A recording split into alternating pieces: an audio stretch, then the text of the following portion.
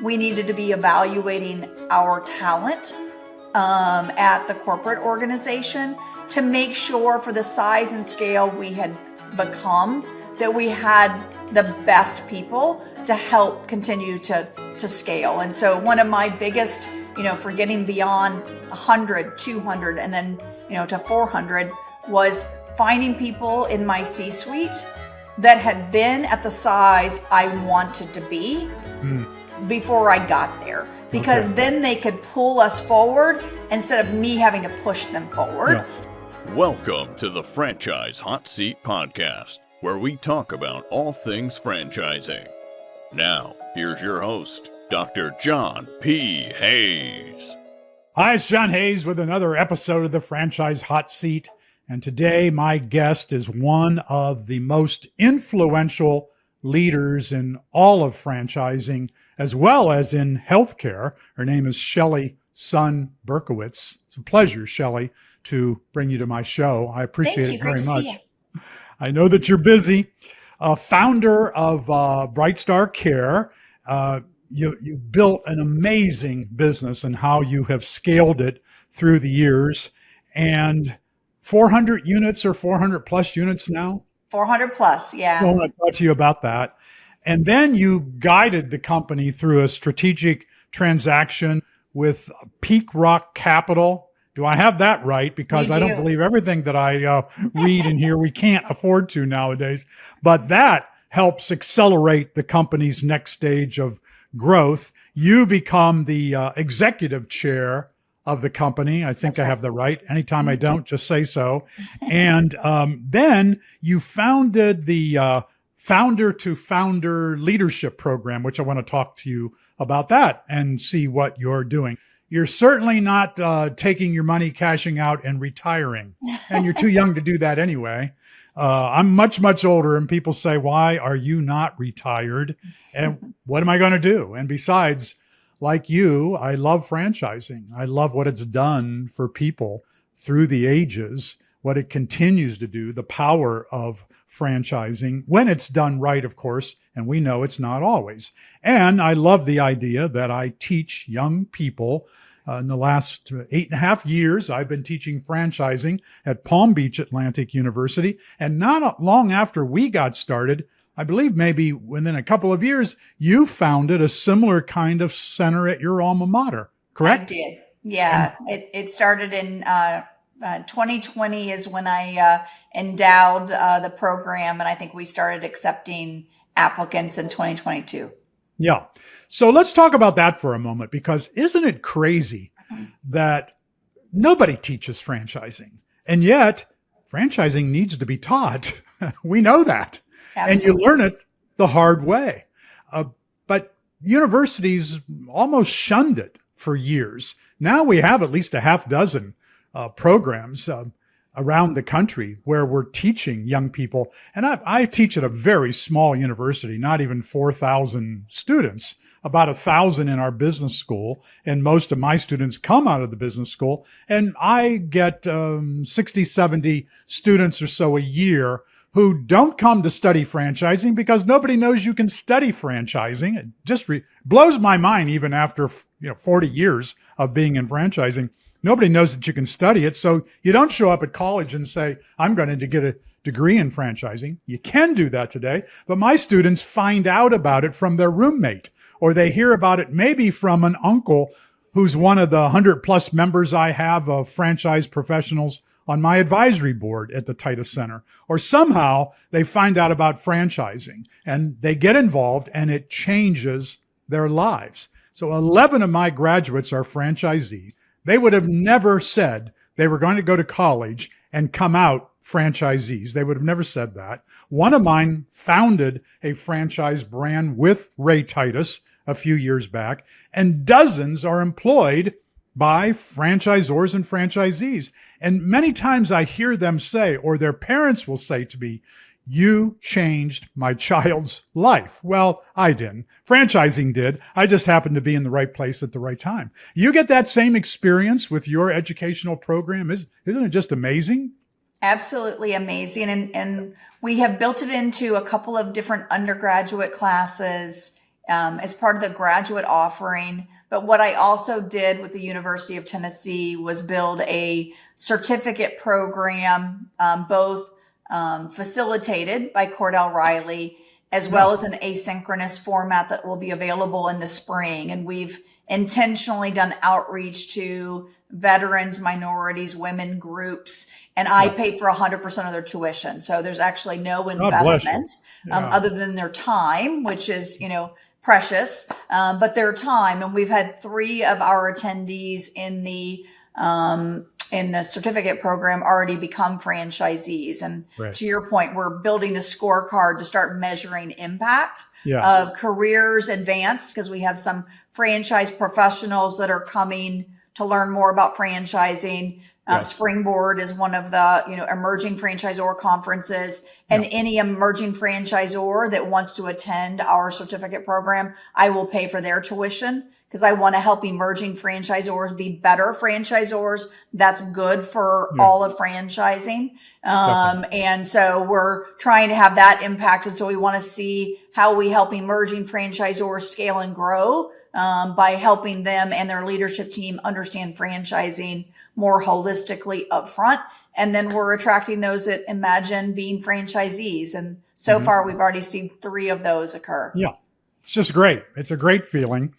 And God bless you for doing all that. Your financial commitment is just wonderful. And there are others around the country. Ray Titus at the Titus Center at Palm Beach Atlantic University gave the university a couple of chunks of money at different times. And that definitely helps. But let's go back to when you got into franchising. And when I began in franchising in 1979, there was no formal education of any kind. If you were lucky, you found one of the old geezers hanging around the IFA, maybe one of the founders of the IFA, who would say, well, let me tell you how this works.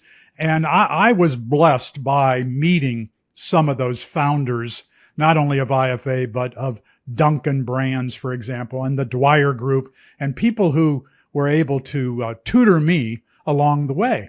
But nobody, unless you're a Titus or a Dwyer, nobody grows up saying, well, I'm going to be in franchising when I graduate. Nobody says that. Nobody even knows how to say franchising or spell it. It's rare that that happens. What did you do before franchising? And how did you say, oh, franchising, I've got to do that? Yeah, so I'm an accountant by background. I have an undergraduate and graduate degree in accounting. I was a CPA before starting BrightStar. And what got me to home health care, because I had company-owned locations before I ever franchised it. I think the best franchisors have company-owned units before they ever begin franchising with other people's money, franchisees' money, into something they haven't done themselves. And so I was looking for care for our grandmother in late 2001. And we needed both medical and non-medical care. And there were quite a few non-medical companies. There were very few medical companies that you could hire. And there was no one that did both. So I was trying to manage over 2 different companies who didn't talk to each other. They were coming at different times. It was not coordinated. And it was what it was. We lost our grandmother March 22nd of 2002. And I spent a few months just kind of doing some soul searching. I was always a workaholic in corporate America. I made lots of people, lots of money. But in an accounting role, you're typically keeping score for something that's already occurred versus creating it. And I said, I'm going to give myself 6 months, but if I can validate with others in the healthcare area that this would solve a need, that we weren't an N of one as a family, that there would be a greater need for a non-medical and medical full continuum of care, home care offering. If there was something there, then I would start it. And so I did that for a few months, and I actually started BrightStar Care in early October 2002. I did a month-to-month office because I didn't want a long-term commitment. I didn't know if I'd be successful. And within probably 6 months, we were successful, financially profitable. I opened a second and a third location. And at that time, our business was profitable. And I I like to reinvest our money and not spend it. And my mother-in-law at the time was investing in a Choice Hotels hotel. And I went to new manager and new owner training with her. And I was sitting there so I could help her set up scorecards and good processes for a business she wanted to start. It wasn't going to be my full time, but I invested 25% in the hotel she bought. And I sat there and I went, oh my goodness, I think I could franchise our business model. And fortunately, I had documented almost everything in our first location. I used that to give to an executive director to see if I'd missed any things, to see if she could follow my guidebook to open a second. We added a few things that I took for granted, did the same thing on a third. And lo and behold, it actually meant that I had the makings of an operations manual to supplement my franchise offering. And so in 2005, I filed our franchise legal entity, and at the time, UFOC, now FDD, Right. and opened our first franchise location in March of 2006. But I stumbled into franchising as a franchisee in a different brand and a different industry, but knowing that I had a successful company-owned model. And I believed there would be other people with a business background like I had, but that had a passion for making a difference in their community and may have grown up very close to their grandparents like I did, and wanted to make sure that our moms and dads, grandmas and grandpas had absolutely the best quality of care to enable them to stay at home. And that's my kind of indirect, accidental exposure to franchising. But then you went on to become a master of franchising. And again, there were no universities to guide you. And there was the International Franchise Association, and you rose to chair of the board of that association by 2017. Was IFA instrumental in your education, or were there other mentors? How did you learn to be a franchisor? Yeah, I think it was any and all of that. So I opened my first franchise location, like I said, in March of 2006. But in October of 2005, I attended the Franchise Leadership Development Conference, which is now owned by the IFA. Right. But that was Therese and Gary's for forever. Right. Yeah. And I did one of the boot camps on franchise development and like scaling. And in the front, these are names that you will know. Tom Wood, who's one of my dearest friends in the entire world, was at the front of the class as a teacher. Brian Schnell from Faegre Benson. I think they've added another name onto that firm now. And then Kurt Landwehr, who was a franchise sales legend among the years. And I sat in the front. I took copious notes. And I kept in touch with Tom. Brian, became a great mentor, board member, worked for me for a while. And Kurt, all I could say is no. I said, I don't know what I'm doing, but I want to do it well. Will you spend a couple of hours a week with me, teaching me so I can ask questions so I can do this the right way? Yeah. And he goes, if you're willing to do it Thursday nights and Saturday mornings, which is the only time I have time, sure. And so, I think franchising is a great area that we try to mentor the next generation to do it right, because we want to see franchisees succeed. Well, that starts by having franchisors do it well. And so I was very fortunate to have great mentors and attended every IFA convention from 2006 forward during my chair years and a little bit beyond.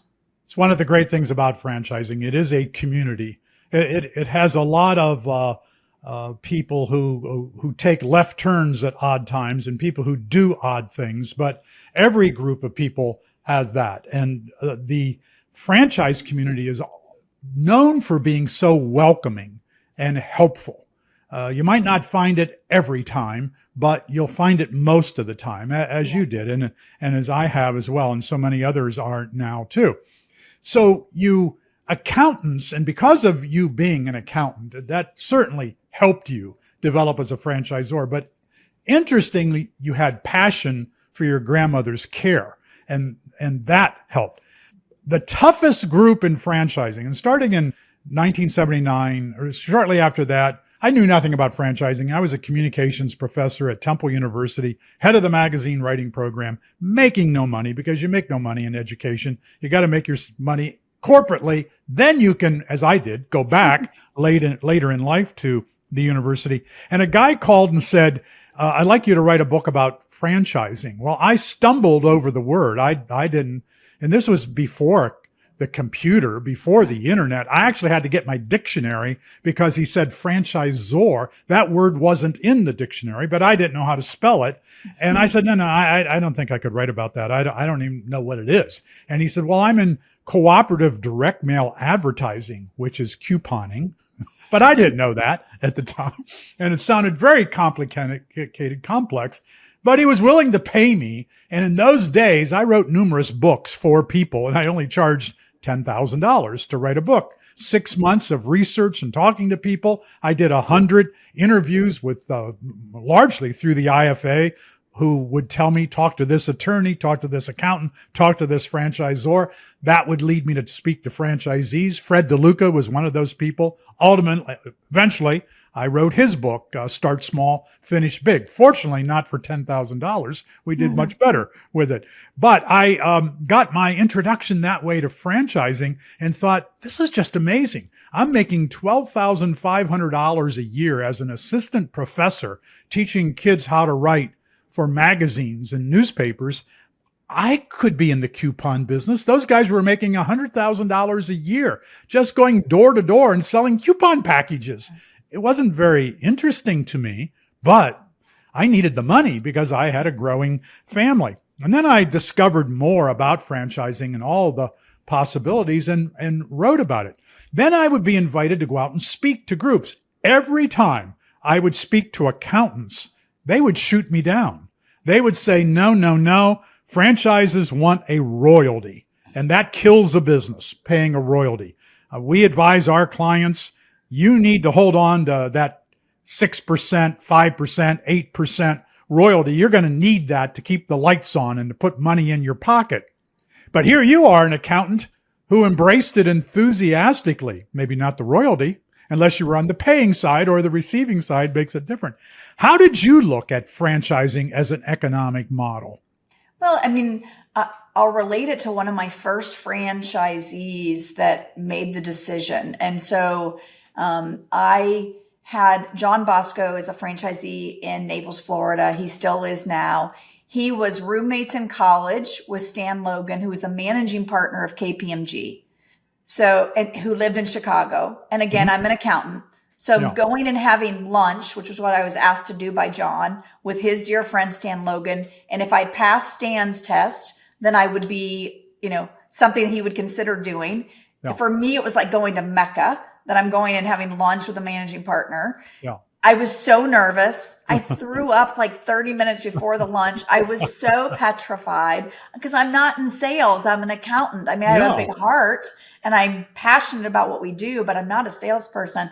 So we sat down, and this is exactly kind of the question that you're asking. How I felt is what I shared with Stan, and Stan, asked me a bunch of questions, and I said, well, what do you think John should do? And he goes, I've told John that he shouldn't join as a franchise. He's been a hospital administrator. He's in and around healthcare. I think he can figure this out on his own rather than go with you, pay you an upfront fee and pay you royalties, along the way. And I said, I completely agree with you. I'm sure he could. But to me, this is about time to market. And a franchisor is going to show how to do it now, so you don't have to stumble 3, 4, 5 years of expensive lessons figuring it out. Right. I'm going to give you a brand and marketing materials that cost me hundreds of thousands of dollars to be able to develop. I'm going to give you technology that cost me over $1 million that's going to systematize everything, scheduling, onboarding, recruiting, coordinated with payroll, all of that. And I'm going to teach you how to go get customers. I said, so I have no doubt that John is smart enough and knows enough, but how long is it going to take? And how much is it going to cost versus a small upfront fee? And I would argue it's small because at that stage, I didn't make money on the franchise fee. No. Like, especially if you use, brokers, 40% of the fee is going to the broker. Yeah. 60% will cover upfront training and support. And so Right. we are in this together, and only a small amount of sales. So I'm completely incentivized as a franchisor to help a franchisee grow sales as quickly as they possibly can. And the faster they grow sales, the faster that they get out of the red and become profitable on a monthly basis. So I think it is a completely aligned analysis. When I mentor anyone, and, I did a book on franchising, Grow Smart, Risk Less. The first chapter is, are you franchisable? Because a lot of people will look at, can I franchise my business concept? Yep. And I'm like, take what you're making on a per location basis, profitability wise, look and see if you plug in what a franchisee will pay you as a franchisor, plug that in and reduce your company owned location by those costs. And if the franchisee can still earn a good living for their time, and hopefully pay back their investment in under 3 years, you have something that could be franchisable. And I think if done well, is really win-win. But it has to be win-win. Yep. So this accountant said to me at one of my speeches early on, and I wasn't that good early on. I didn't know that much. And he said, well, I have a client who makes a better cookie than Mrs. Fields, and she was going to buy a Mrs. Fields franchise. But I advised her not to, because the 8% that she would have to pay was going to be too much. And besides, she made a better cookie than Mrs. Fields. And I did have one good response in my life. And I said, but can she sell a cookie like Mrs. Fields? Mrs. Fields might not have had the best cookie. McDonald's doesn't claim to have the best hamburger, but nobody sells like Mrs. Fields and McDonald's and other brands with systems that have been built by people like you at great sacrifices, not just financially, but the hours that franchisors put in to making it better for the sake of a franchisee not having to go through that pain. What is that alone worth? And you know that better than anyone. So I always realize that, franchising isn't just about the quality of the product. And we think about pizzas, for example. Well, I'm half Italian. We have much better pizza makers in my family than any of the pizza that you can buy. But we can't sell pizza the way the big guys sell pizza. And that's something that people don't take into consideration. That 8% royalty that you're going to pay, just the system and the brand alone may very well help you earn far beyond that royalty. But people and accountants tend to get hung up on paying the royalty. But you've explained that very well, and I've seen it happen over and over again where people can use franchising as their tool. And if they have the right mindset, you're not there to make a better hamburger. You're not there to reinvent the wheel. Don't do that. Do what a franchisee is empowered to do by the system and the brand. And you've done a great job of providing that to franchisees, which takes me from, at one point, you had about 300 locations, and then you had 400 locations. And I'm always wondering, when franchisors do that, how did you get from 300 to 400? And what do you wish you had done at 200 that would have gotten you to 500 faster? Yeah, I think that to me, the hardest part was getting to 50, and then 50 to 250 was probably equally as much work as getting from 0 to 50. 250 and beyond, I think you're continuing to do things at scale. For every 20, 25 franchisees, you're adding another support person. If you know you're going to open that many locations, start your support person 6 months before you're going to need them, so they have time to learn the brand, learn the key performance indicators, learn how to coach. But if you've got 300, you're going to 400, you're still doing training, 8 times a year. You're still holding a franchise conference. You're still coaching franchisees. You still have data and technology to provide. You're still working on marketing. You're just doing local marketing and a few extra markets. So to me, it's very repeatable process to continue to scale.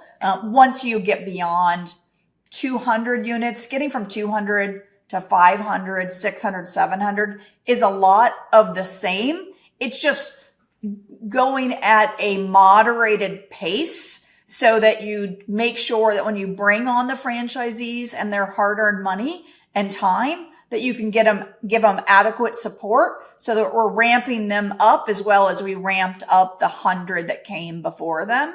And so for me, I think it's at every single different point in our history, we needed to be evaluating our talent at the corporate organization to make sure for the size and scale we had become that we had the best people to help continue to scale. And so one of my biggest, for getting beyond 100, 200, and then, to 400 was finding people in my C-suite that had been at the size I wanted to be before I got there, because then they could pull us forward instead of me having to push them forward. Yeah. If they already knew how to do it, it changes how you build the model and build infrastructure. If you have people around you that have already been part of brands that have been the size you want to become. And so for, emerging franchisors that are on, or those that are, different sizes and scales, think about what size you realistically can be 3-4 years from now. Hire people that have led systems of that size, because you will get there so much faster and with a lot less pain. So when people face that reality, what hits them immediately is those people are already making $500,000 a year.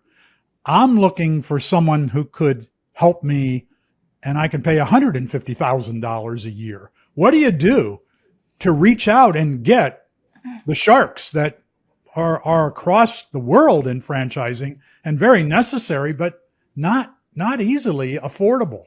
Yeah, that's not 500,000 is not my experience. I mean, I invest in a lot of brands. I'm honored to co-invest with Susquehanna. I just invested in Tent World, and I was talking to a franchise development, very talented individual today that was less than 200, right? With total commissions and performance bonuses, maybe 250 to 300, but I wasn't seeing the things that are 500. And so to me, it might have been, could you as a small operator find good enough for the size you are at 100 to 120 and you're having to lean into 175? But if you're a franchisor who's already profitable or appropriately capitalized, that will have a huge ROI and could be the best money that you spend getting talent that can help you get to the next level faster.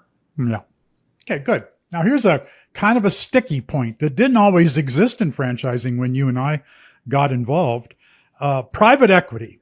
So there are critics, not just franchisees, who will say that when private equity comes into a franchise company, and I've been through a few of these, and Dwyer has been the best example, and Riverside in maybe 2000, early 2000, was one of the first private equity acquisitions of a company. Dwyer at the time had 7 or 8 brands. Don had just recently died, unfortunately. And Dina fortunately, became the president. But people today say once private equity takes over, the founder's not there, maybe deceased, or moves aside. People who and way things were done in the past. Founders are beloved most of the time. And now we don't see the face of the founder as much because private equity is there. Private equity is putting an emphasis on EBITDA, not on franchise or franchisee relationships. Okay, how do you respond to that? Yeah, I think there's a lot of different flavors of private equity. I mean, I can only speak to mine. And so, I ran a very intentional process when I was looking to sell a majority stake in BrightStar. I still own a little over 30%. So I'm still a very, significant shareholder. I'm executive chair and relatively active.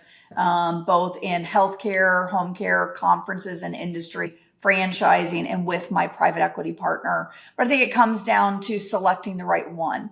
And so for me, I ran a very intentional process. I had lots of conversations. I checked lots of references. And I think founders devote their life to and sacrifice their time for themselves, their time with family to build their brand to a certain point. And for me, it was about protecting legacy. And so I, talked to probably 20, 25 private equity firms. I invited 7 into a process. We had strong bids from all 7 of those. We selected one and went under exclusivity, kind of the normal process. I was 2 weeks away from closing on a sale in December.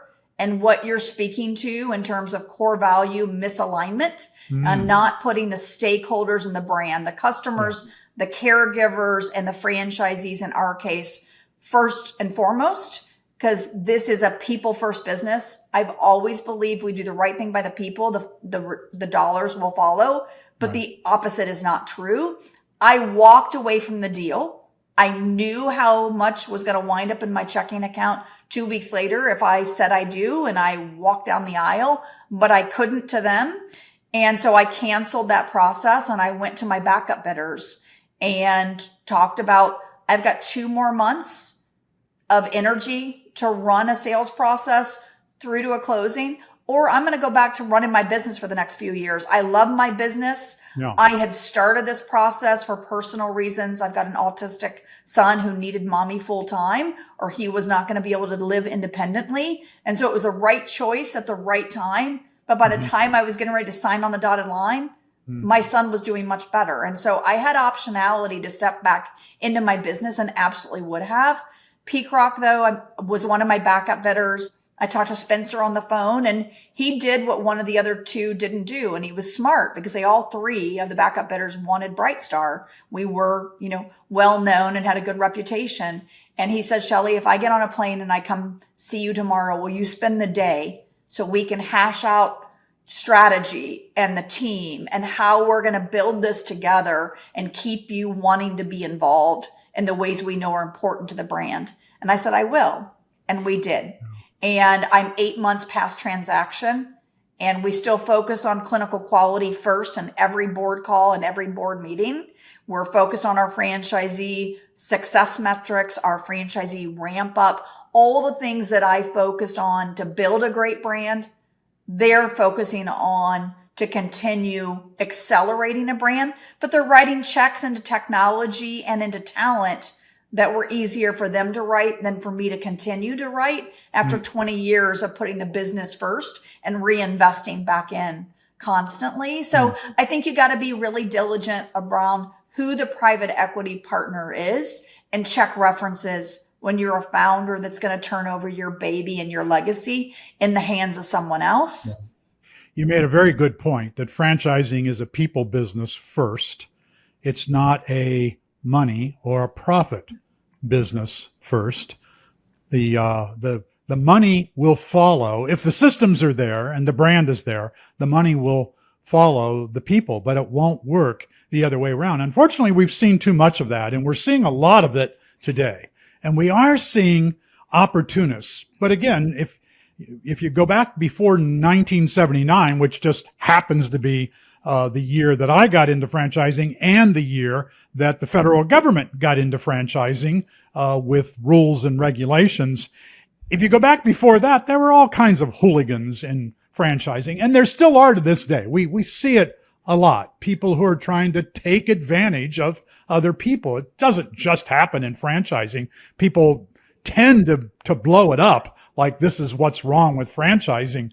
These misguided franchisors who put the money before the people. That's rarely the case, and it doesn't work for a long period of time, as we know. Is there anything that the federal government needs to do, the IFA needs to do, to further police franchising? Police is too strong of a word. To further provide more guidance or more regulation, or make it more difficult for people to take advantage? No, I mean, I think the franchisees are protected by their franchise agreement. So I think, making sure the franchise agreement has, the right protections for both the brand, aka franchisor, and for the franchisees, I think is really important. And then it's just, following the contract, right? I think that franchisors have a responsibility to make sure that they're involving franchisees as a stakeholder in these transitions of the brand. I had strong enough relationships with 6 franchisees that knew that I could trust to keep it confidential that I was selling. And they interviewed Peak Rock before I sold. Uh-huh. So I wanted to make sure that when I announced to the franchisees, and many were shocked or sad that I was stepping away from a day-to-day operational role. But once they understood how intentional I walked away from a bad actor in December. It wasn't about money for me. It never had been.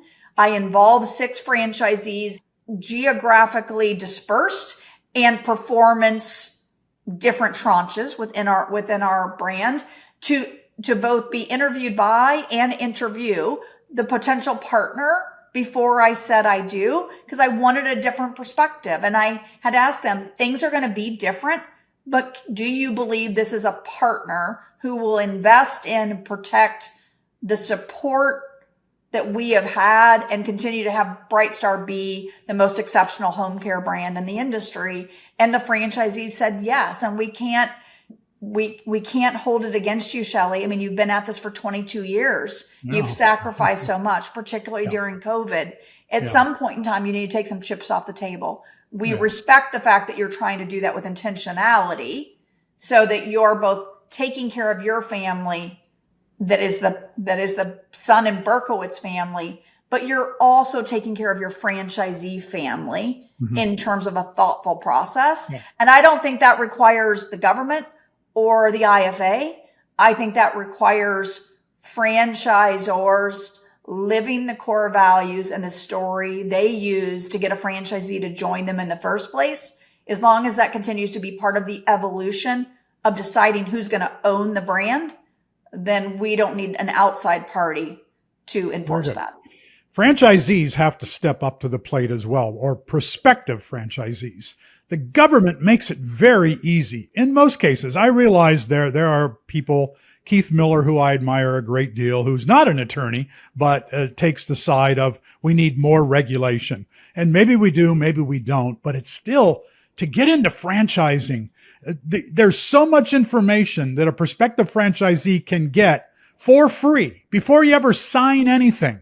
That document, the franchise disclosure document alone, where if I go to item 20, I'll find out who all your franchisees are, where they live, and what their phone numbers are. Maybe I want to sell them something. Well, you've got to give me that FDD if, under false pretense even, I'm pretending like I could be a prospect to become one of your franchisees. Wow, that no other industry makes the brand owner do that, but we make that a possibility. So, and people who don't read the FDD or who think it's for the attorney to read it, they make a huge mistake. Not everything that goes bad in franchising is a franchisor's fault. Sometimes the person who's a franchisee should have never become a franchisee. And of course, then I will go after the franchisor, because I believe franchisors should do a better job of making certain a franchisee is of the right character, is of the right mindset, has the talent, and has the passion to be successful. You know who your top 25 franchisees are. Get more of those folks, not the bottom. You and I might disagree on that. I think it's important to say what's necessary in the brand, what activities are going to be necessary. But I don't know that a franchisor could assess whether a franchisee has the work ethic to put in and follow the brand and the systems that are required to be successful. Yep. And I'd say the biggest systemic issue that I saw, and I think it's generational, is when parents are buying their kid a business and they speak to how great their kid is. Right. But some of our next gen doesn't want to work as hard as we did. Right. No. And so I think that can be a problem. And to me, that's not a franchisor problem. I think the parent or even the kid could have good moral code. They could look good on paper financially. They say all the right things about what they're going to do. And then I think that's where the line stops for a franchisor. You have to be able to believe when the franchisee says they have grit, they have resilience, they have money, they're going to put in the time and they want to do it. Yeah. Accountability on both sides. Exactly. Well, the parent problem has been and continues to be a problem that franchisors do need to guard against. I saw it when I led Homevestors, a father who wanted to buy for his newly graduated son. This happened all the time because real estate investment was the place to be. It certainly was more likely the place to be 15 years ago when I was leading Homevestors, and they would try to buy for the child. And my goal was always to make sure I could separate the two of them so I could say to the child, do you really want to be a Homevestors franchisee?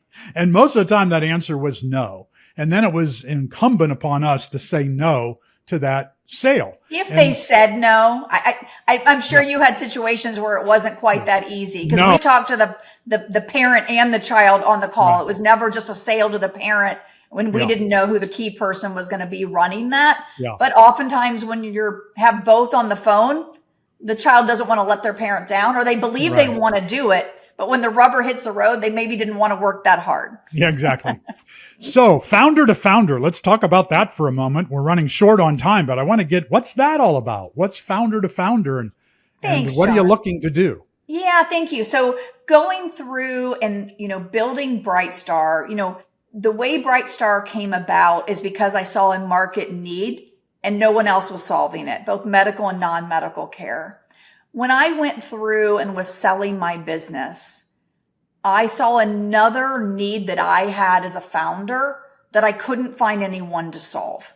I couldn't find an advisor to pay that understood the sales process, but had also been a founder. And the investment bankers only got paid if I sold.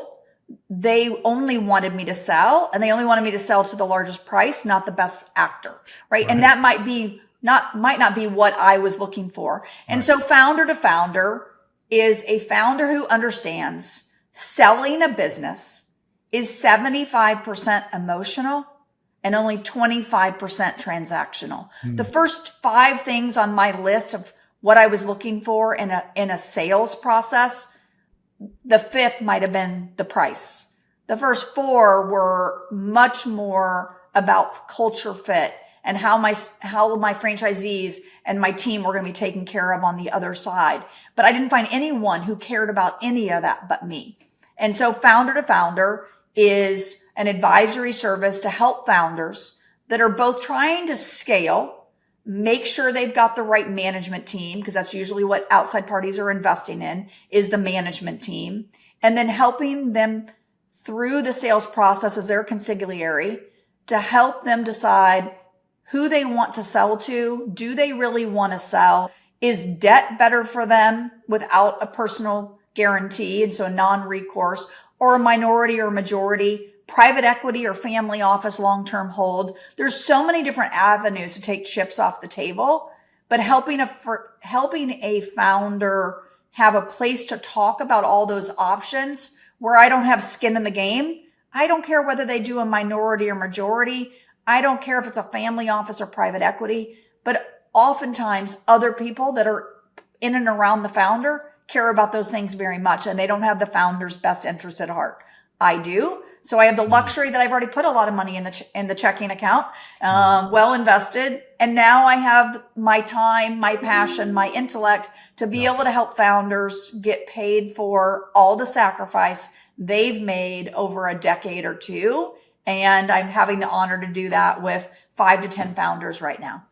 That's terrific, Shelly. And that's going to continue to grow as much as you might want it to grow. I'm sure you can control that because you got lots of other things going on, which a family, for example, that takes a lot of your time too. I really appreciate the time you spent with me. I know how valuable your time is and how many demands you face on a day-to-day basis. I also have given you an open invitation. I know it was difficult. You were in the throes of running your business. I invited you to come and please be a keynoter at the Titus Center, or just come into my classroom and talk to 20 students sitting there who who would love the opportunity. You know, something that I've noticed, in one of your bios, it said Shelly Sun Berkowitz is one of the most influential women in franchising. And I thought, well, she's one of the most influential leaders. She happens to be female as well. So, when I got in, and probably when you got in, they were all guys, sitting around the table at the IFA. When I walked into my classroom for the first time this fall, which would have been like middle of August, and I had 21 students, and the first thing that hit me was, I have more females in this classroom than I have males. And at one time, early on, I think it was maybe my second or third semester, I had 20 students, one female. And I thought, wow, we've come a long way. We have a lot of females on our advisory board. Alicia Visconti, for example, who wrote a book recently, The Pink Tsunami, and is a huge supporter of many of my young students who are female. Just love spending time with her. They'd love spending time with you too, which is my point. Come to my classroom sometime, and you influence the guys as well. But it's just wonderful to have someone like you who's paid the price and came from not a franchise family, had to learn about franchising, and you've used it so brilliantly, not only for your self-gain, but you've helped thousands and thousands and thousands of grandmas and grandpas. Maybe I'll be one of those people at one point, not too far distant. Thank you. Thank you for joining and we have a founder, the number 2 founder website with a lot of free resources, including my book, Grow Smart, Risk Less, all searchable, all usable, all trying to do good and give back. And then we have a LinkedIn women's group, founder to founder. There's only 1.9% of female-owned businesses that ever get above $1 million of revenue. That's because of a lack of access to capital and likely a lack of mentoring. So we're trying to form a community of women helping women. So I hope your audience will check that out as well. I'm sure they will. And I'm sure my students will. And I really appreciate it, Shelly. Thank you for joining me. Good to see you. Thanks. Thanks for tuning in to the Franchise Hot Seat Podcast with Dr. John P. Hayes. Tune in next time for more conversation around all things franchising.